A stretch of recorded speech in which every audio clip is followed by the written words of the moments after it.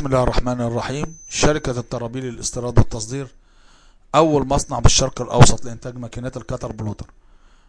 دائما المشكلة التي تقابل كل من يشترون ماكينات الكتر بلوتر أو يعملون عليها حديثا ليس عندهم مكتبة. هنا سنقوم كيف تقوم بعمل مكتبة. سندخل على جوجل ثم نختار كلمة صور مثل جوجل. هنا نختار كلمة صور من هنا ثم نضغط على كلمة فيكتور فري فيكتور. دائما لا تأخذ صور مسروقة، لابد أن تعمل في الفري أو المجاني فقط.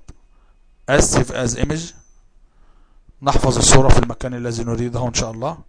لابد أن تعمل على الصور الأبيض والأسود. ثم نستخدم هنا برنامج الفليكس لقص الصور. رائع رائع رائع رائع. ثم فايل ثم امبورت، ثم نأخذ أي صورة التي اخترناها. هذا فقط لتعمل لك مكتبة حتى تبدأ، ولكن ليست هي النهاية. انظر هذه الصورة بريزوليوشن بطيء جدا، الريزوليوشن ضعيف جدا، الريزوليوشن ضعيف جدا، ولكن هذا البرنامج يقصه بشكل رائع. بيت ماب ثم الضغط على فيكتور ثم بيزار. انظر تم الرسم.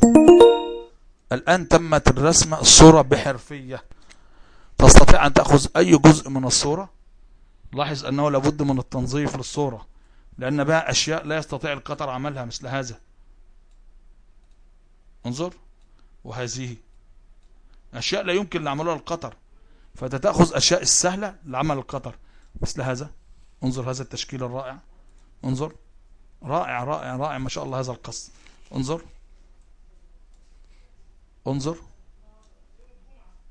تستطيع أن تمسك منظر مثل هذا ثم بالضغط على كنترول وبالسحب والماوس ثم تحويله إلى كتلة واحدة ثم قلب الصورة رأسي أو أفقي كما تحب إن شاء الله. انظر، أصبح عندنا الآن شكل رائع.